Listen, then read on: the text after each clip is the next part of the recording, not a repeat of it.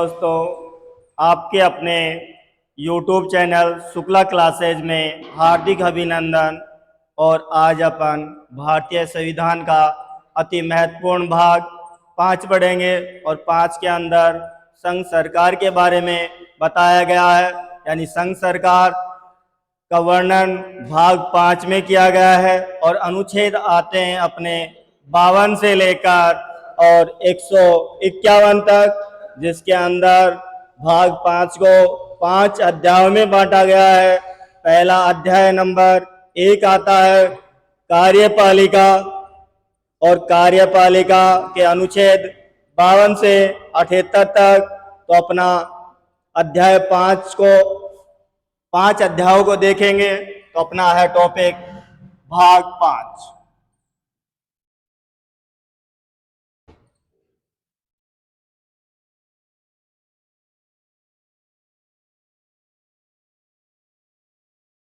भाग 5 में है संघ सरकार, और संघ सरकार के अंदर अनुच्छेद आते हैं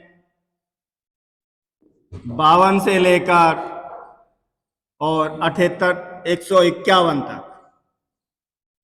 कितने आते हैं भाई? भाग 5 के अंदर 52 से और 151 तक। और भाग 5 को कितने अध्यायों में बांटेंगे? 5 अध्यायों में बांटेंगे। तो भाग 5 को अध्याय में कितने में बांटेंगे? 5। तो पहला अध्याय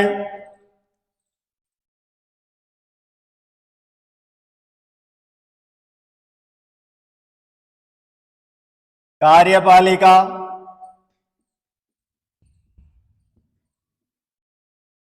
और कार्यपालिका के अनुच्छेद आते हैं अपने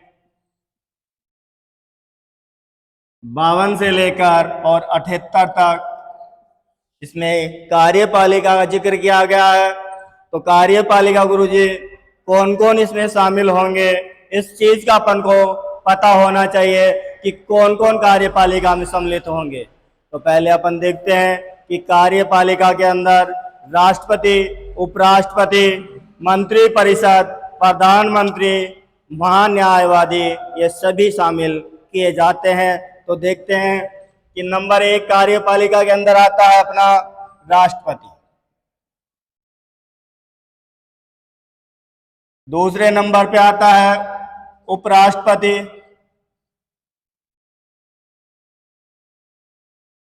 नंबर 3 आता है मंत्री परिषद। और नंबर 4 पे आता है प्रधानमंत्री।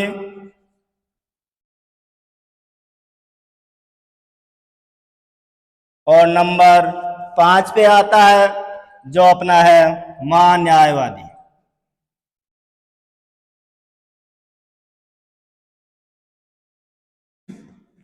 इस प्रकार से संघ की कार्यपालिका के अंदर शामिल किए गए हैं राष्ट्रपति, उपराष्ट्रपति, मंत्री परिषद, प्रधानमंत्री और महान्यायवादी। इन सभी के बारे में अपन देखेंगे।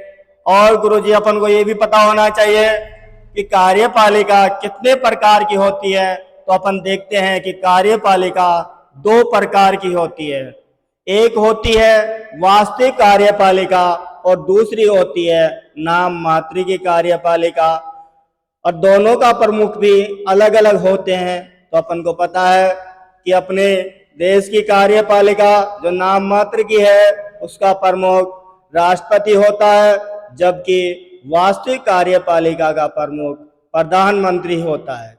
क्योंकि आप सभी को इस चीज का पता है कि अपना राष्ट्रपति एक नाम मात्र का संवैधानिक प्रमुख है। वैसे तो अपना संविधान के अनुसार प्रमुख संघ की कार्यपालिका का राष्ट्रपति को बनाया गया है, लेकिन वो अपनी शक्तियों का प्रयोग एक मंत्री परिषद की सहायता से करता है। और उस मंत्री परिषद का मुखिया अपन सभी को पता है कि प्रधानमंत्री होता है। तो यह बात अपन अध्याय नंबर 1 में पढ़ेंगे। इसके बाद आता है अपना अध्याय नंबर 2, और अध्याय नंबर 2 के अंदर अपन देखेंगे अपने देश की व्यवस्थापिका, और अपने देश की व्यवस्थापिका को संसद के नाम से जाना जाता है। यानी कि अपन देखें कि अपनी व्यवस्थापिका का नाम क्या हुआ, तो नाम हुआ अपनी व्यवस्थापिका का संसद। तो देखते हैं अपना अध्याय नंबर 2।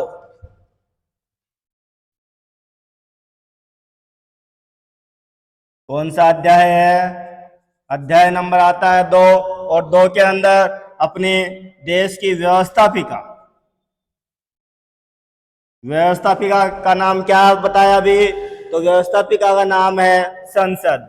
तो यानी कि व्यवस्थापिका का वर्णन, अनुच्छेद आते हैं व्यवस्थापिका के 79 से लेकर और 122 तक।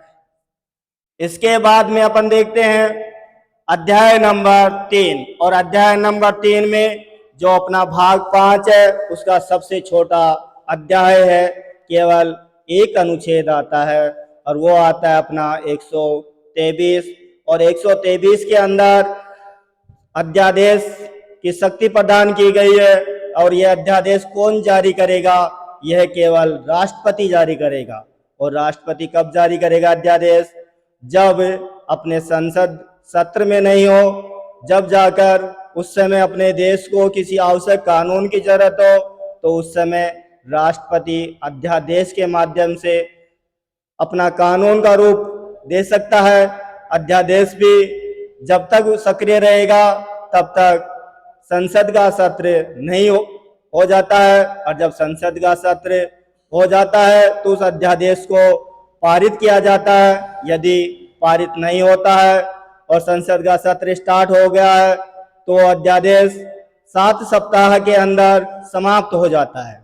यदि संसद के सत्र के अंदर राष्ट्रपति द्वारा जारी किया गया अध्यादेश पारित किया जाता है तो कानून का रूप ले लिया जाता है। जैसे संसद कानून बनाती है उसी प्रकार से वो अध्यादेश भी एक कानून बन जाता है। तो अपना अध्याय नंबर 3 के अंदर क्या आता है भाई?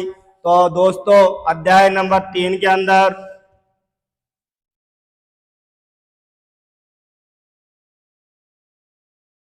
राष्ट्रपति का अध्यादेश।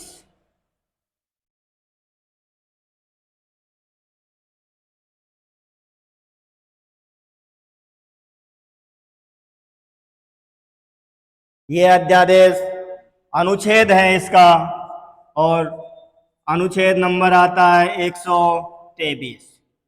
कौन सा आता है भाई अनुच्छेद? 123।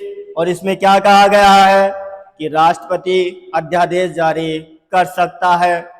इसके बाद में अपन भाग 5 का अध्याय अगला देखते हैं, और अगला अध्याय आता है कौन सा आएगा भाई? तो 3 अपन ने देख लिया, तो अध्याय आएगा चौथा। और चौथा अध्याय के अंदर किस चीज का जिक्र होगा? तो वो है अपने, देखते हैं कौन सा होगा। अपन ने पढ़ा कार्यपालिका, इसके बाद में क्या देखा? व्यवस्थापिका। तीसरा अंक कौन सा बचता है? तो आपको पता होना चाहिए, तीसरा अंक न्यायपालिका होता है। और न्यायपालिका का जिक्र अपन देखते हैं कौन से अध्याय में होगा? यही अध्याय होगा। तो अपना अध्याय नंबर 4।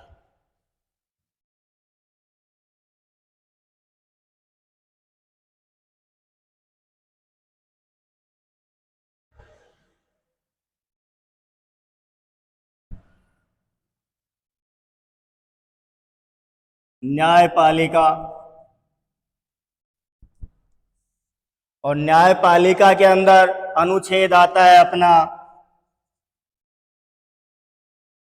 124 से लेकर 147 तक, जिसके अंदर सर्वोच्च न्यायालय स्टार्टिंग करेंगे, और पूरी कार्यपालिका के बाद में दूसरा अंक कौन सा आता है? व्यवस्थापिका। व्यवस्थापिका के बाद में सरकार का तीसरा अंग होता है अपना न्यायपालिका। और न्यायपालिका के अनुच्छेद है 124 से लेकर, और अपन कौन से देख रहे हैं? 147 तक। इसके बाद में अध्याय नंबर आता है अपना 5।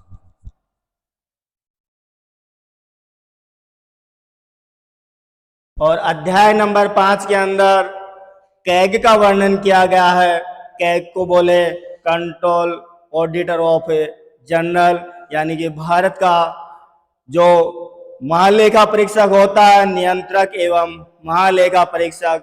वो अध्याय नंबर कौन सा पढ़ेंगे? 5। और अध्याय नंबर 5 में अनुच्छेद आएंगे। जो शेष बच रहे हैं, शेष अनुच्छेद कौन से बच रहे हैं? 148 से लेकर और 151 तक। तो देखते हैं इसमें कैग और कैग के अनुच्छेद आएंगे, जो अभी आपको बताया 148 से लेकर 151 तक। इस प्रकार से अपन ने देखा कि भाग 5 अध्यायों में बांटकर पढ़े हैं अपन, और वो अध्याय आपके सामने हैं। अध्याय नंबर 1 के अंदर अपन ने पढ़ा कार्यपालिका, और कार्यपालिका कितने अनुच्छेदों में है? तो 52 से लेकर और 78 तक कार्यपालिका का जिक्र किया गया है। और कार्यपालिका में कौन कौन शामिल है ये तो देखते हैं। तो नंबर 1 आता है राष्ट्रपति, और राष्ट्रपति का अनुच्छेद कौन सा है भाई? तो अनुच्छेद 52। इसके बाद में अपन देखते हैं 2 नंबर पे है उपराष्ट्रपति, और उपराष्ट्रपति का अनुच्छेद आता है, वो अनुच्छेद अपना आता है कौन सा भाई? 63। कौन सा अनुच्छेद है भाई उपराष्ट्रपति का? 63। इसके बाद में आता है मंत्री परिषद, और मंत्री परिषद का अनुच्छेद आता है, आप सभी को पता है कि मंत्री परिषद का अनुच्छेद है 74। कौन सा है भाई?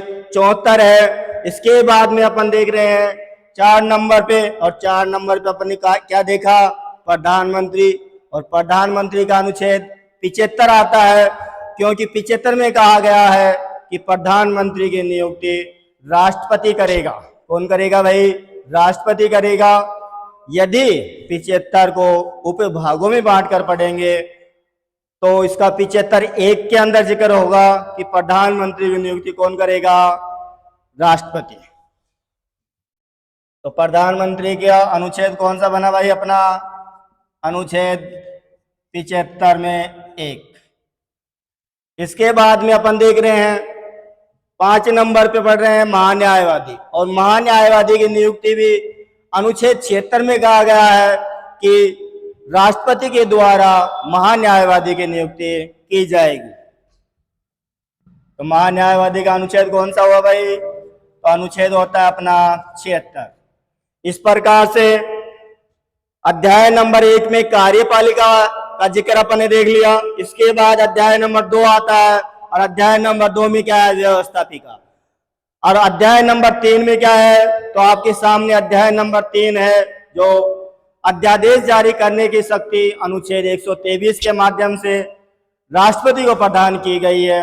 इसके बाद अगला अध्याय अपना आएगा, जो अध्याय नंबर कौन सा है? आप देख रहे हो कि अध्याय अपना 4 आता है, और अध्याय नंबर 4 के अंदर न्यायपालिका का वर्णन किया गया है। किसका वर्णन किया गया है बच्चों? तो न्यायपालिका का वर्णन किया गया है, और न्यायपालिका के अनुच्छेद है अपने 124 से लेकर 147 तक। इसके बाद में अपना भाग 5 का अंतिम अध्याय कौन सा है? अंतिम अध्याय अपना 5, और 5 में किसका वर्णन है? तो 5 में वर्णन है कैग का, और कैग के अनुच्छेद कहां से कहां तक है भाई? 148 से लेकर और 151 तक। तो इस प्रकार से भाग 5 को 5 अध्याय में विभक्त किया, जो आप सभी के सामने हैं। तो आप इसको देखिए, इतने मैं इनको हटाता हूं।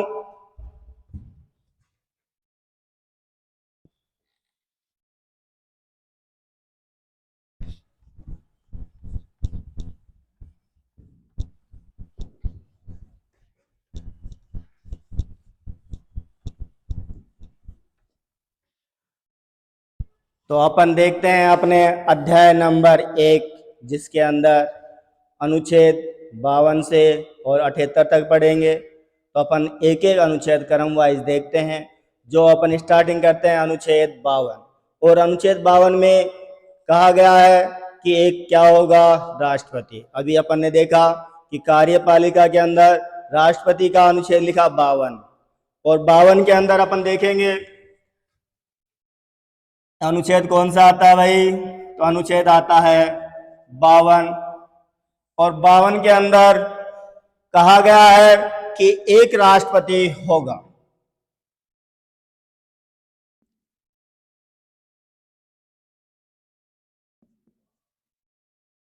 एक राष्ट्रपति होगा।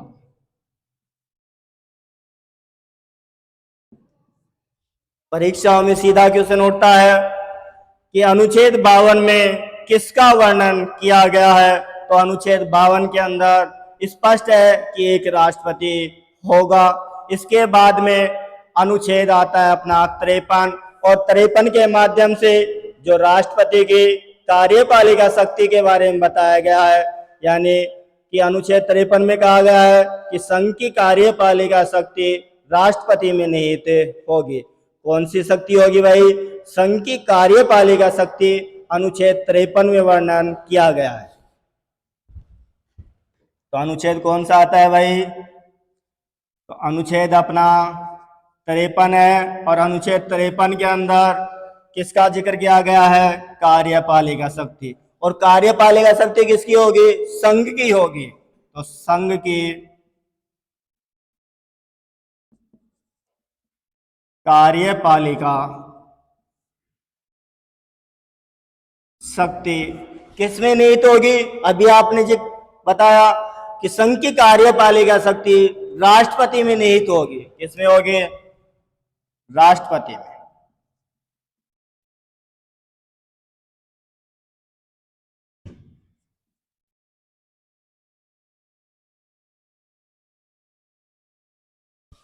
और इसी के साथ में कहा गया है कि राष्ट्रपति, कौन? राष्ट्रपति जो अपनी कार्यपालिका शक्ति का प्रयोग स्वयं या अपने अधीनस्थों के माध्यम से करेगा।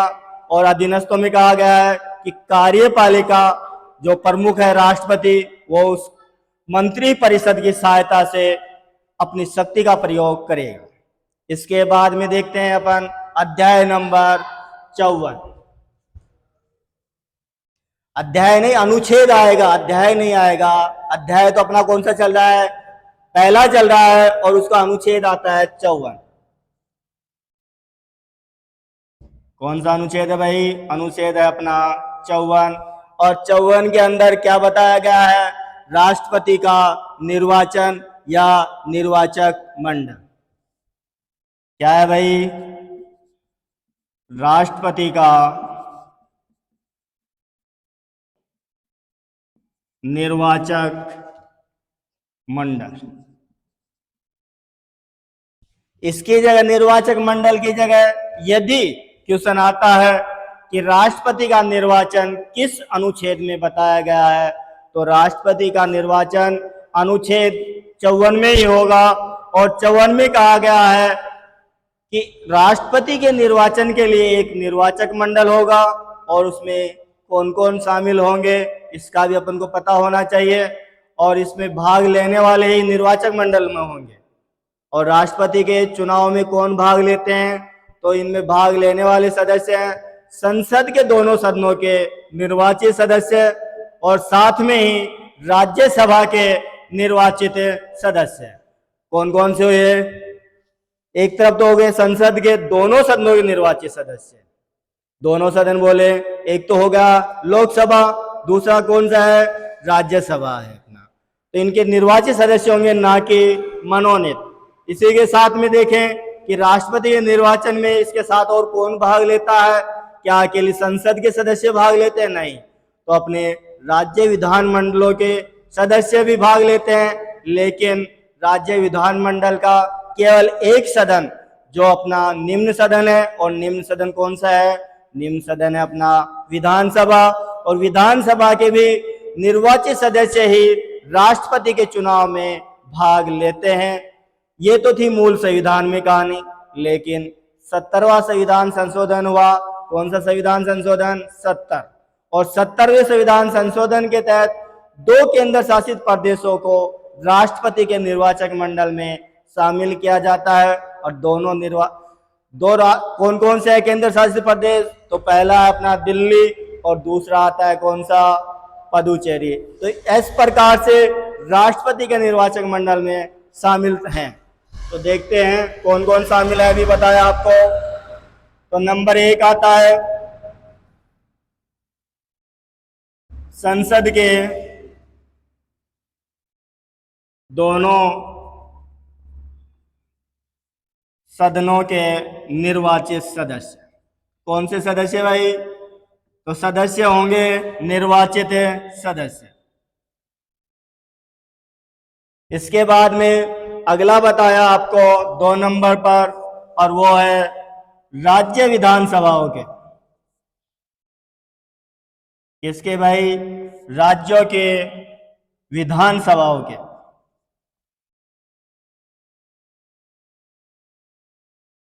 कौन से सदस्य होंगे? इसके भी निर्वाचित सदस्य होंगे।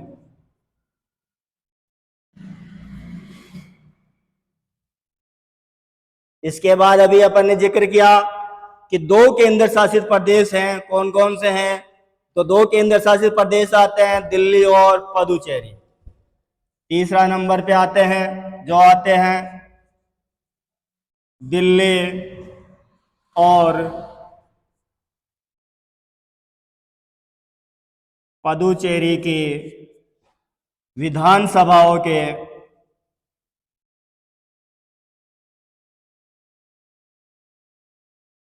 कौन से सदस्य होंगे? निर्वाचित होंगे।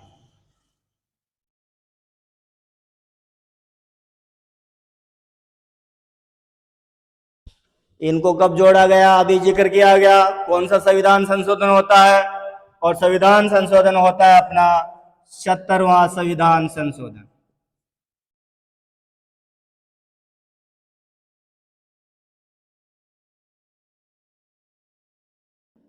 और यह 70वां संविधान संशोधन कब किया जाता है? तो यह 70वां संविधान संशोधन अपने होता है 1991 के अंदर। कब किया जाता है भाई? 1991 में। और 1991 के अंदर दोनों केंद्र शासित प्रदेशों को राष्ट्रपति के निर्वाचक मंडल में शामिल कर लिया जाता है। इसके बाद में अपन देखते हैं अनुच्छेद 55। कौन सा अनुच्छेद आएगा भाई? तो अनुच्छेद आता है अपना 55। और अनुच्छेद 55 के अंदर राष्ट्रपति के निर्वाचन की रीति या प्रक्रिया या विधि कह सकते हैं, इसके बारे में वर्णन किया गया है। तो अनुच्छेद 55 के अंदर राष्ट्रपति के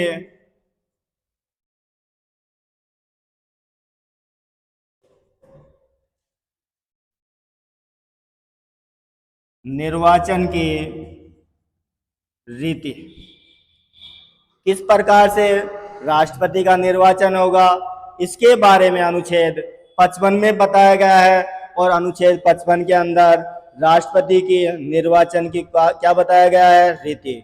तो रीति के अंदर किस माध्यम से होगा, कैसे होगा, किस प्रकार से चुनाव किया जाएगा, तो अपन को इस चीज का पता होना चाहिए कि राष्ट्रपति के चुनाव कौन से तरीके से किए जाते हैं। तो आपको पता है कि जनता भाग तो लेती नहीं, तो जनता भाग नहीं लेती तो कौन भाग लेता है? जहां जनता भाग लेती है तो उसको कहते हैं प्रत्यक्ष चुनाव, और जहां जनता नहीं भाग लेती और उसके चुने हुए प्रतिनिधि भाग लेते हैं तो वो कौन से चुनाव कहलाते हैं? अप्रत्यक्ष चुनाव।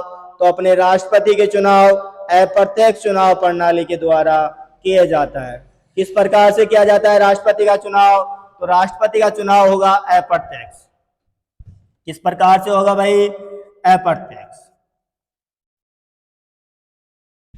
और अप्रत्यक्ष के अंदर आपको पता है कि कौन सी विधि अपनाई जाएगी, और विधि है अपने एकल संक्रमणीय आनुपातिक प्रतिनिधित्व की गुप्त मतदान प्रणाली। कौन सी विधि है भाई? आनुपातिक की एकल संक्रमणीय गुप्त मतदान प्रणाली। तो देखते हैं, अपनी विधि है एकल संक्रमणीय आनुपातिक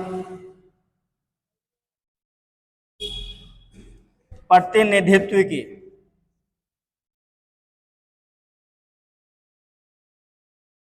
कौन सी प्रणाली है भाई? गुप्त मतदान।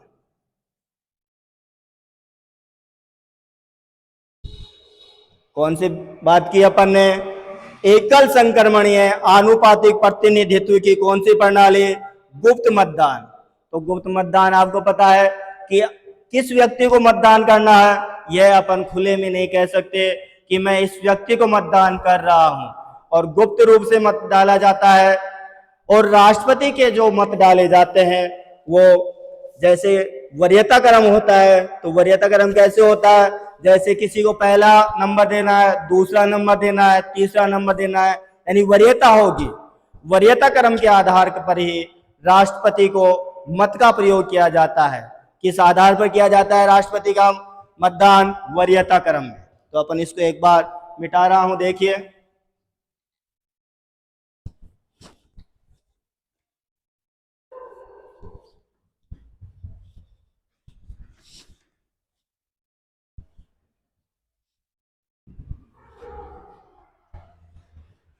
कैसे किया जाएगा? अभी बताया आपको कि गुप्त मतदान होगा, और वो भी किस क्रम में? वरीयता क्रम में। कौन सा क्रम है भाई? वरीयता क्रम। वरीयता क्रम कैसे होगा? जैसे किसी चुनाव के अंदर दो व्यक्ति भाग ले रहे हैं। कितने व्यक्ति भाग ले रहे हैं? दो। तो दो मान लेते हैं अपन। एक व्यक्ति है ए और दूसरा है बी। इसको यहां लिखते हैं अपन ए और बी।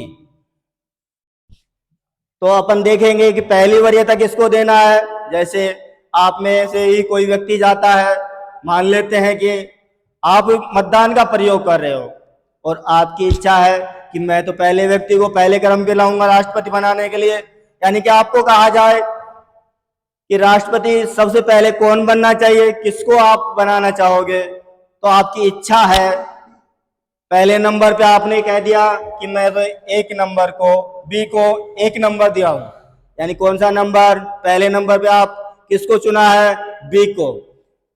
और दूसरे नंबर पे आपको किसको रखना है? ए को। इसी प्रकार दो में तो दो को दोगे, लेकिन इसकी जगह दो से अधिक भी सदस्य हो सकते हैं। तो अपन इसको यहाँ सी देखते हैं और इसको क्या देखते हैं? डी।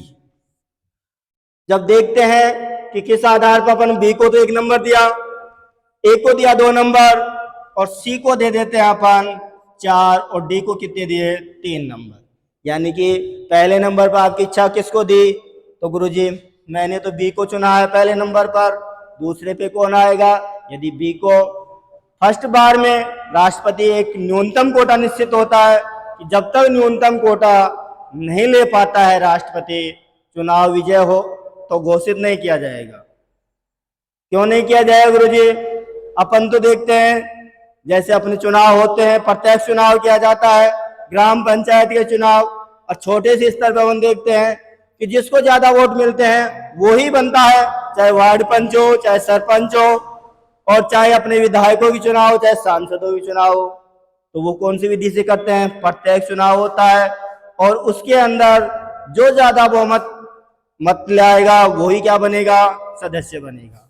लेकिन यहाँ ऐसा नहीं होता, यहाँ एक न्यूनतम कोटा प्राप्त करना होता है, और वो न्यूनतम कोटा जब तक नहीं आता है, यदि पहली बार में किसी व्यक्ति को न्यूनतम कोटा प्राप्त नहीं होता है तो उसका दूसरी क्रम की गणना होगी, और दूसरे क्रम की जब गणना होगी तब जाकर क्या किया जाएगा कि जो सबसे कम मतदान ग्रहण किया है, यानी कि सबसे कम मत प्राप्त किया है, उसको क्या किया जाएगा? हटा दिया जाएगा, और उनके मतों को इन सभी कैंडिडेटों के अंदर बांट दिया जाता है। ये होता है। और जब वो न्यूनतम कोटा प्राप्त कर लेगा, जो भी उम्मीदवार, उसको क्या कर दिया जाएगा? विजेता घोषित कर दिया जाएगा। और यदि दूसरे क्रम में भी नहीं प्राप्त करता है न्यूनतम कोटा, तो राष्ट्रपति उम्मीदवार अगले क्रम की गणना होगी, यानी तीसरे क्रम की, और ये क्रम जब तक चलता रहेगा जब तक राष्ट्रपति उम्मीदवार न्यूनतम कोटा प्राप्त नहीं कर लेता है। तो ये सारी प्रक्रिया किसके माध्यम से हुई? वरीयता क्रम में। और वरीयता क्रम के अंदर अपन ने देखा कि हर प्रत्येक व्यक्ति, चार कैंडिडेट खड़े हैं तो चारों को अपना मत देगा। ये नहीं कि चारों गुरुजी कैसे देंगे, तो अभी आपको बताया कि आपकी पहली इच्छा क्या है, पहली चॉइस कौन सी है। तो पहली चॉइस तो आपने बताया कि बी है, तो आपने पहला क्रम इसको दिया। और जब मतगणना होगी तो पहला मतदान सर्वप्रथम आपका बी के पक्ष में होगा। कौन किसके पक्ष में होगा? बी के पक्ष में। यदि पहले क्रम की जनगणना में इस उम्मीदवार को न्यूनतम कोटा प्राप्त नहीं होता है तो दोबारा से जब ये मतदान होगा तो आपका कौन सा क्रम दिया है, दूसरे पे 1 हो, तो ये क्रम ऐसे चला जाता है। आई बात ये समझ में? तो आगे देखते हैं अपन कि गुरुजी अभी आपने न्यूनतम कोटे का जिक्र किया, न्यूनतम कोटा प्राप्त करना होता है, लेकिन इससे पहले जो अपन अपने एमएलए एमपी होते हैं ये भाग लेते हैं, तो इनका भी एक कोटा निकाला जाता है, यानी कि मूल्य निकाला जाता है, मत का मूल्य। और मत का मूल्य कैसे निकालते हैं? तो जनसंख्या के आधार पर मत का मूल्य निकाला जाता है। तो जनसंख्या का आधार कौन सा वर्ष होगा, इसके बारे में अपन को जानकारी होनी चाहिए। और जानकारी आपको बताता हूं कि 1971 की जनगणना के आधार पर ही अभी तक वर्तमान में न्यूनतम कोटा निकाला जा रहा है। और 84वें संविधान संशोधन के तहत कह दिया कि 2026 में जब तक जनगणना नहीं होती है तब तक आधार वर्ष 1971 की जनगणना ही होगा। तो किस प्रकार से निकालेंगे अपन देखते हैं। पहले देखते हैं अपन एमएलए का न्यूनतम मत मूल्य, किसका, विधायक का मत मूल्य।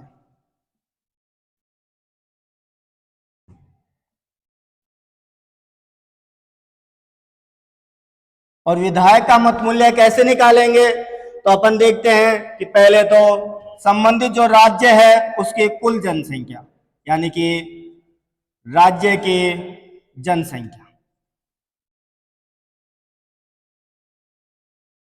बटे में क्या होगा, तो बटे के अंदर होगा जो निर्वाचित सांसद, जितने भी निर्वाचन हो रहे हैं, जैसे अपने राजस्थान में कितनी सीट हैं, 200 हैं, तो उन 200 सांसदों का ही क्या निकाला जाएगा, मत मूल्य। तो निर्वाचित सदस्य क्या लिखोगे यहां, निर्वाचित सदस्य।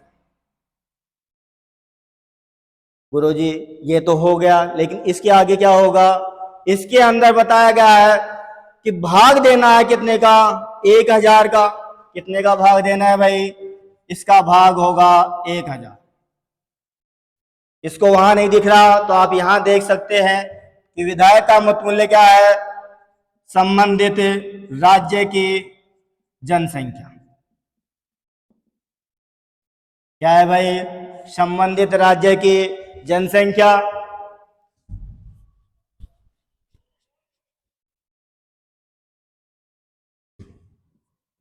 बटे में क्या है, निर्वाचित सदस्य।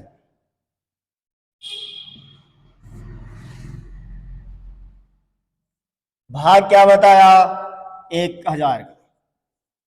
जितने भी राज्य की जनसंख्या है उसमें निर्वाचित सदस्यों का भाग देंगे तो एक विधायक का मत मूल्य निकलेगा।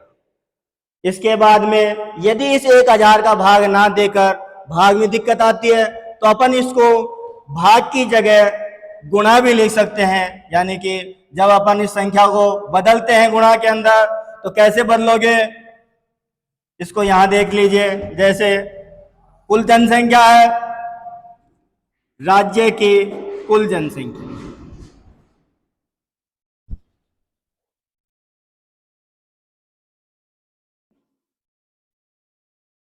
बटे में निर्वाचित सदस्य।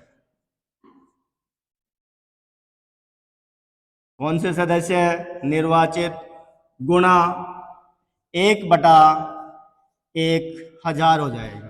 तो दोनों फॉर्मूले आ सकते हैं। ये तो किसका कोटा हुआ, मत मूल्य, विधायक का मत मूल्य है। इसी प्रकार से सांसदों का मत मूल्य भी निकाला जाता है। तो देखते हैं, इसको हटाता हूं इतने।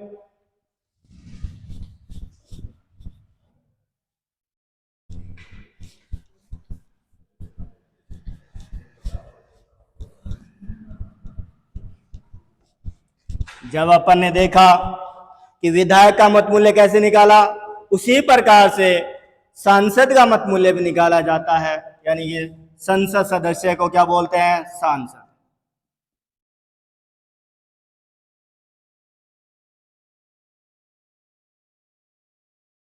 सांसद का मत मूल्य कैसे निकालेंगे, जितने भी राज्यों के कुल निर्वाचित सांसद हैं, क्या है, कुल निर्वाचित सांसद, उनका मत मूल्यों का योग, और उनमें भाग देंगे अपन किसका, जितने भी सांसदों की निर्वाचित संख्या है, जितने का निर्वाचन किया जा रहा है, उनका भाग देंगे।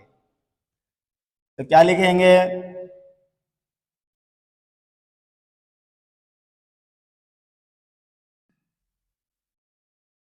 विधायकों के कुल मत मूल्य क्या है?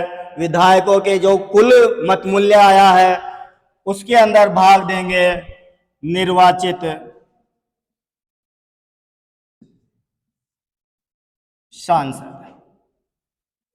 यानी कितने सदस्य निर्वाचित किए जा रहे हैं, उनका भाग देने पर टोटल मत मूल्य निकल के आएगा एक सांसद का।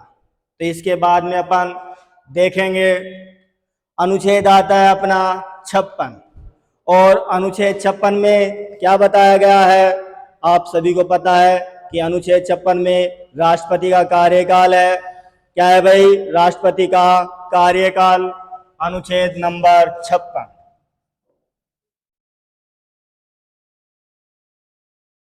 क्या बताया अनुच्छेद 56 में? राष्ट्रपति का कार्यकाल। किसका कार्यकाल है भाई? राष्ट्रपति का।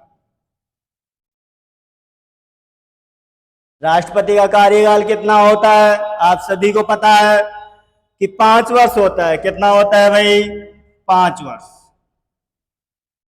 क्वेश्चन आता है कि राष्ट्रपति का कार्यकाल होता है 5 वर्ष होता है, इसका चीज का पता होना चाहिए कब से होता है।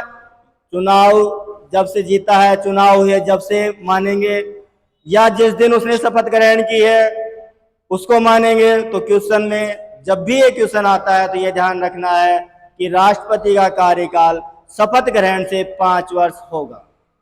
तो बच्चों, आज अपन चर्चा किया अध्याय अपना भाग 5 का पहला, और अपन ने अनुच्छेद 52 से और 56 तक जिक्र किया। इसके आगे अपन अगले वीडियो में बने देखेंगे, और अगले वीडियो में बने रहने के लिए आप अपने शुक्ला क्लासेज के YouTube चैनल को सब्सक्राइब और लाइक अवश्य करें, जिससे हमारा भी मोटिवेशन बढ़े और आपको अगला वीडियो जल्दी से जल्दी बनाया जाए। जय हिंद।